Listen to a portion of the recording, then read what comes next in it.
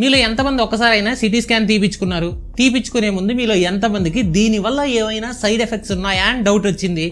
ఒకవేళ డౌట్ వస్తే మీ డౌట్ నిజమే అని పాంపే ఫ్యాబ్రా యూనివర్సిటీ వాళ్ళు చెప్తున్నారు. సిటీ స్కాన్ తీసుకోవడం వల్ల మనకి బ్లడ్ క్యాన్సర్ వచ్చే ఛాన్స్ పెరుగుతుందంట. అది కూడా 16%. అంటే ఒక సిటీ స్కాన్ తీపించుకున్న పర్సన్కి నార్మల్ పర్సన్ కన్నా కూడా బ్లడ్ క్యాన్సర్ వచ్చే ఛాన్సెస్ 16% పెరుగుతుంది. అది కూడా మీరు సిటీ స్కాన్ తీపించుకున్న ప్రతిసారి 16% పెరుగుద్దంట. అలానే సిటీ స్కాన్ ఏదో బ్యాడ్ అని కాదు, దానివల్ల బెనిఫిట్స్ కూడా ఉన్నాయి. డయాగ్నోస్టిక్స్ ఎఫిషియన్సీ పెరగడానికి, ట్రీట్మెంట్ ప్లానింగ్కి చాలా యూజ్ అవుద్ది.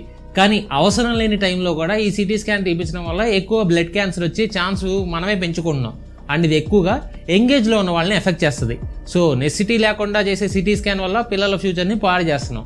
అండ్ మన ఇండియాలో మెయిన్గా ఈ బ్లడ్ క్యాన్సర్ చాలా ఎక్కువగా పెరుగుతుంది. ప్రెసెంట్ మనం వరల్డ్లో 3rd ప్లేస్లో ఉన్నాం. ఎవ్రీ ఇయర్ ఓవర్ 1,10,000 పీపుల్ ఈ బ్లడ్ క్యాన్సర్తో డయాగ్నోస్ అవడం అంటే ప్రతి 5 నిమిషాలకి ఒకళ్ళు బ్లడ్ క్యాన్సర్ బారిన పడుతున్నారు. వీళ్లలో ప్రతి సంవత్సరం 70,000 మంది వరకు చనిపోతున్నారు. మరి దీనివల్ల ఎఫెక్ట్ అయిన వాళ్ళని సేవ్ చేయడం ఎలా అంటే దానికి ఉన్న వే ఏంటంటే స్టెమ్ సెల్ ట్రాన్స్ప్లాంటేషన్ ట్రీట్మెంట్. ఈ స్టెమ్ సెల్స్ మన బాడీలో ఉన్న బాడీ సెల్స్ ని జనరేట్ చేస్తుంది. సో ఈ డిసీజ్ వల్ల ఎఫెక్ట్ అయిన పేషెంట్స్ కి వాళ్ళ బోన్ మ్యారో ప్రాపర్ గా హెల్తీగా సెల్స్ ని ప్రొడ్యూస్ చేయగలదు. సో వాళ్ళకి ఈ స్టెమ్ సెల్స్ ట్రాన్స్ప్లాంటేషన్ చేయాలి.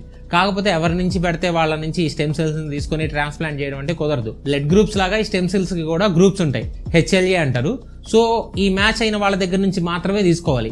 అండ్ ఆ డోనర్ ని వెతకడం కూడా చాలా కష్టం. జస్ట్ 1 in a million లో ఉంటారు కరెక్ట్ గా సెట్ అయ్యేవాళ్ళు. అండ్ మనకు కూడా HLA టైప్ ఏంటో తెలియదు. అండ్ దీనికోసమే DKMS లాంటి international non profit organisation work చేస్తున్నాయి. ఇది ఎలా వర్క్ అవుతుందో చెప్తా చూడండి. ఈ DKMS వాళ్ళు అయితే 1991 నుంచి మన ఇండియాలో కూడా వర్క్ చేస్తున్నారు. కానీ మన ఇండియాలో వీళ్ళకున్న మెయిన్ ప్రాబ్లం ఏంటి అంటే ఎవరిది ఏ HLAనో తెలియదు. జర్మనీలో 19% పాపులేషన్ రిజిస్టర్ అయ్యి ఉంటే మన ఇండియాలో మాత్రం ఉన్నది ఓన్లీ 0.09%. ఎక్కువ మంది రిజిస్టర్ అయ్యి డోనర్ అవడానికి రెడీ అయితే డాక్టర్స్ వెంటనే ఆ లిస్ట్ లో వెతుక్కుని ఒక డోనర్ ని కాంటాక్ట్ అవ్వచ్చు.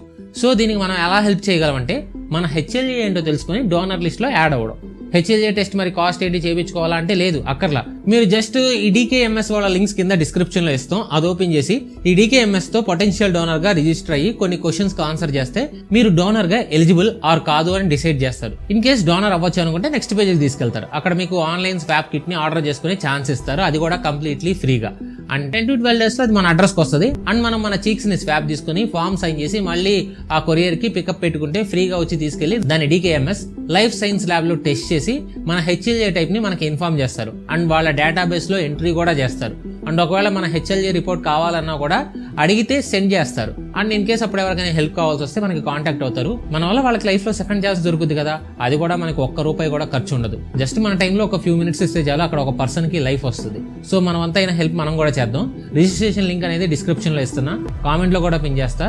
అప్లికేషన్ ఫిల్ చేస్తే మీ స్వాప్ కిట్ మీ అడ్రస్ కి సెండ్ చేస్తారు. అండ్ మీరు మీ స్వాప్ కలెక్ట్ చేసి వాళ్ళకి రిటర్న్ పంపితే చాలు. ఇన్స్ట్రక్షన్స్ అన్ని ఆ ఎన్వలప్ మీద ఉంటాయి.